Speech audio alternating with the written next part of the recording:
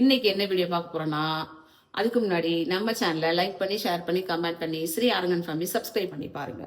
இன்னைக்கு வீடியோ நான் சோலோவா நானே எடுத்திருக்கேன்.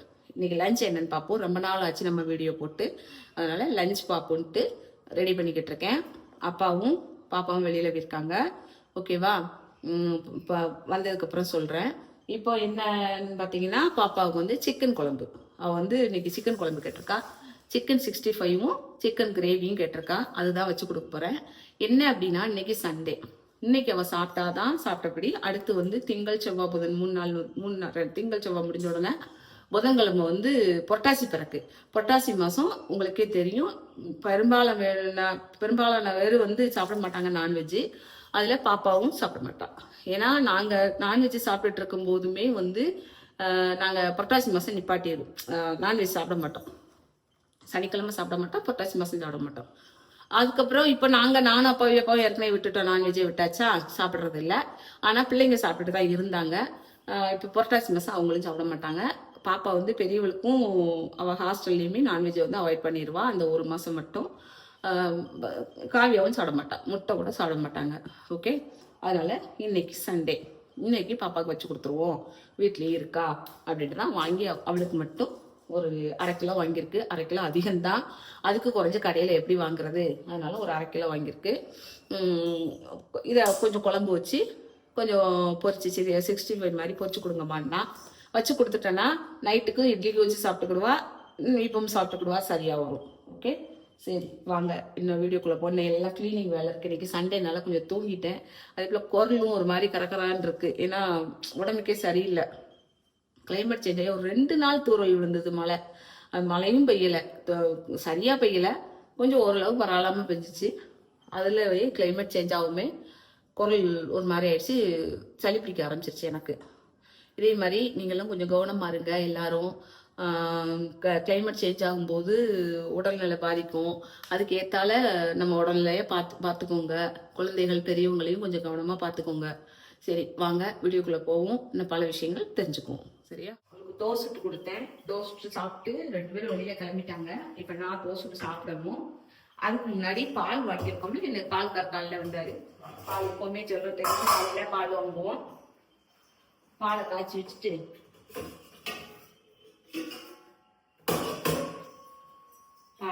முதல்ல பாலை காய்ச்சணும். அதுக்கப்புறம் நம்மளும் ஒரு 2 தோசை சுட்டு சாப்பிட்டுட்டு அதுக்கப்புறம் குழம்பு வைக்கணும். ஓகேவா? இதில் கொஞ்சம் தண்ணி அலசணும். இதில் கொஞ்சமாக அப்படி இருக்கிற தண்ணியை கிளீன் பண்ணி விட்டோம். இந்த பாத்திரம்லாம் கழுவியும் வேலை நிறைய இருக்கு. பால் எடுத்து வச்சுட்டு ஓகே, காய்ச்சி என்ன பண்ணுவேன், காய்ச்சி நல்லா ஆற வச்சு ஃப்ரிட்ஜுக்குள்ளே வச்சுருவேன். அப்புறம் ஈவினிங்கும் காலையிலைக்கும் டீ போட்டு குடிச்சுக்கிடுவோம். ஊற ஊற்றி வச்சுக்குவேன். எல்லாம் நடக்கும். காலையில் இது மாதிரி வாங்கிடுவோம். இதில் கொஞ்சம் பால் வந்து நேர்த்திக்கு வாங்கின பால் கொஞ்சம் மிச்சம் இருக்கு.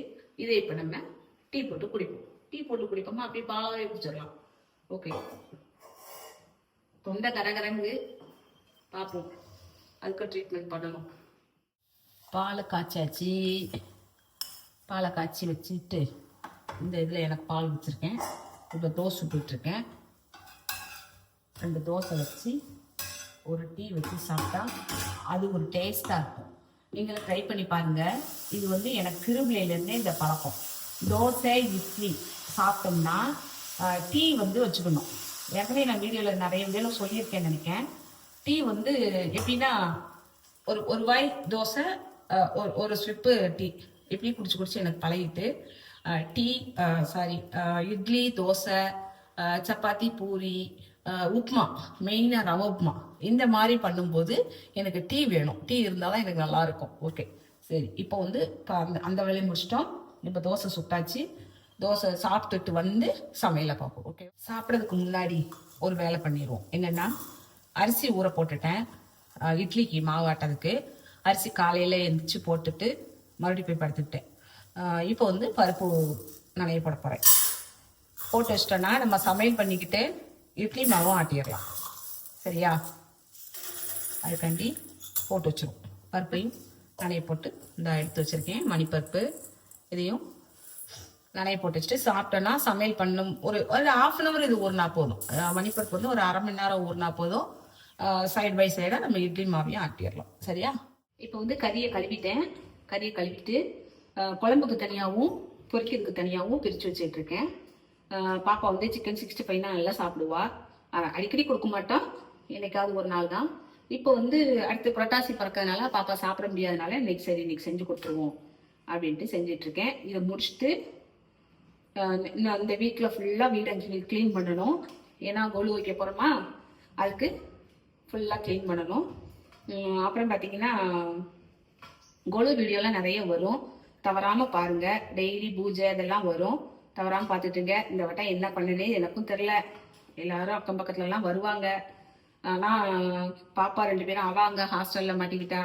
இவளுக்கும் 8 மணி வரைக்கும் இருப்பா. சரி எப்படி பண்ணலாம், இந்த ஒரு வருஷம் கொஞ்சம் அட்ஜஸ்ட் பண்ணிக்கிடுவோம் என்ன. அதுக்கப்புறம் நெக்ஸ்ட் இயர் நல்லா ஜாம் கொண்டாடுவோம். இந்த வருஷம் நல்லா தான் கொண்டாடுவோம் இல்லைங்களே.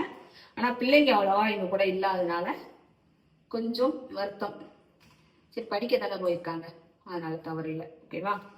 சரி, இப்போ இதை வந்து பொரிக்கிறதுக்கு நல்லா மிக்ஸ் பண்ணி வச்சுட்டு அடுத்து குழம்பு பார்ப்போம்.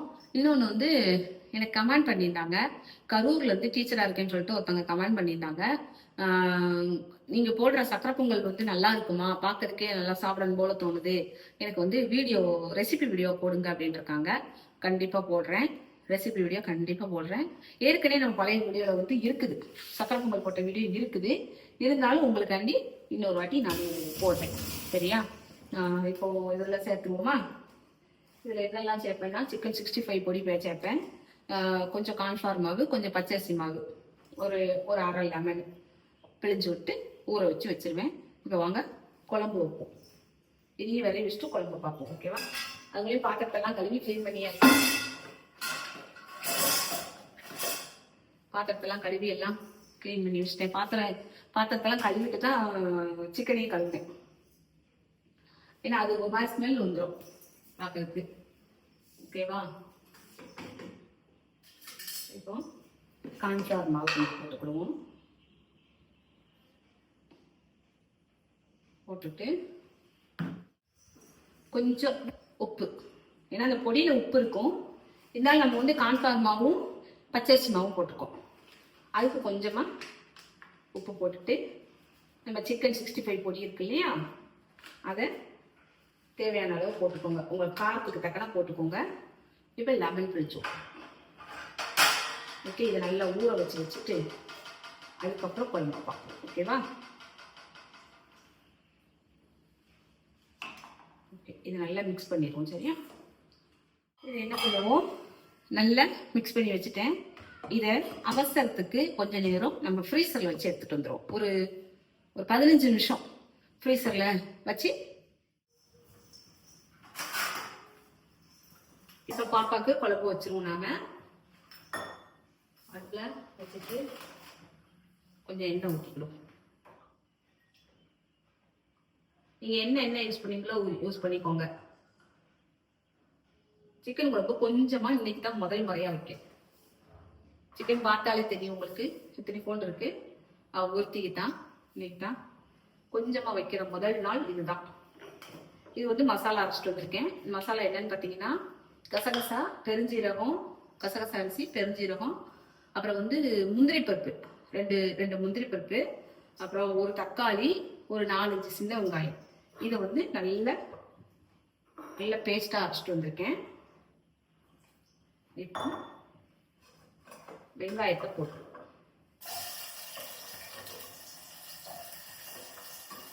போட்டுட்டு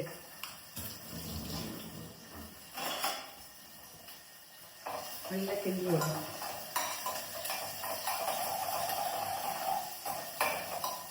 இது வந்து நாங்கள் மட்டன் மசாலா பொடி போடுறதுனால இதில் வந்து இஞ்சி பூண்டு பேஸ்ட் அவ்வளோவா சேர்க்க தேவையில்லை, அதுவே இருக்கு. இப்போ நம்மளுக்குலாம் கறி நிறைய வைக்க போகிறோம், ரொம்ப நிறைய பேர் வைக்க போகிறோம் அப்படின்னா நம்ம கொஞ்சம் இஞ்சி பூண்டு பேஸ்ட் போட்டுக்கலாம். இதை பாப்பா கொஞ்சமாக வைக்கிறதுனால காரம் ரொம்ப வந்துடக்கூடாது இல்லையா, அதனால அவருக்கு இஞ்சி பூண்டு பேஸ்ட் இன்னைக்கு போடலை. அந்த பொடியிலேயே நிறைய இருக்கும்.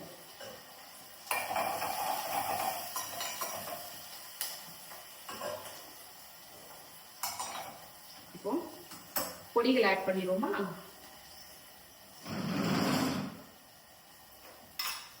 கொஞ்சமா ஒரு 1/4 ஸ்பூனுக்கும் கம்மியா மஞ்சள் தூள் போட்டேன்.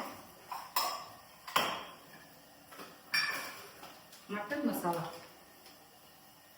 அது ஒரு பாப்பாக்கு தக்கன ஒரு 2 ஸ்பூன் போட்டுக்கோங்களேன். கொஞ்சமா ஒரு 2 ஸ்பூனுக்கு மட்டன் மசாலா பொடி போட்டிருக்கேன். சிம்பிளா இன்னைக்கு மட்டும்னால சிம்பிளா வச்சு கொடுப்போம்.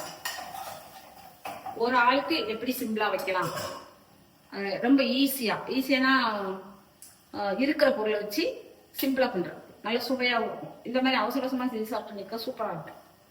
அன்னைக்கு ஏதோ ஒண்ணு பண்ணுனேன்.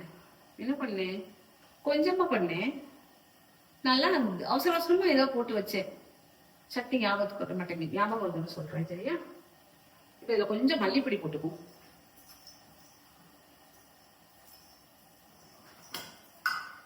வீட்டுல வச்ச மல்லிப்பொடி. வத்தப்பொடி போடலாம். வத்தப்பொடி போட்டா காரம் ரொம்ப வந்துடும். அதனால மல்லிப்பொடி மட்டும். இதுல என்னன்னு பாத்தீங்கன்னா, இப்போ 1 by 1 நம்ம வந்து குழம்பையும் ரெடி பண்ணிட்டே இருப்போம். எங்களுக்கு வந்து நேற்று வச்ச புளிக்குழம்பு இருக்கு. அதைத்தான் நாங்க வச்சு சாப்பிட போறோம். அதுக்கு ஏதாவது காய் பொரிச்சுக்கிடுவேன். இப்போ சோறு வடிக்கணும். சாதம் வந்து வடிச்சு சாப்பிடணும். குழம்ப தயார் பண்ணுவோம். சரியா? இப்போ வந்து மசாலா போட்டு நல்லா கிண்டியாச்சு.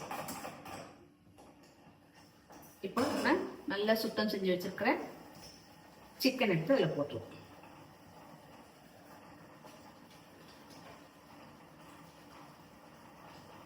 இதே பாப்பா மிச்சர்னா வைப்பா. சாரி, இதே பாப்பா மிச்சர்னா வைப்பா. இருந்தாலும் 2 வேலையா சாப்பிட சொல்லிடுறேன்.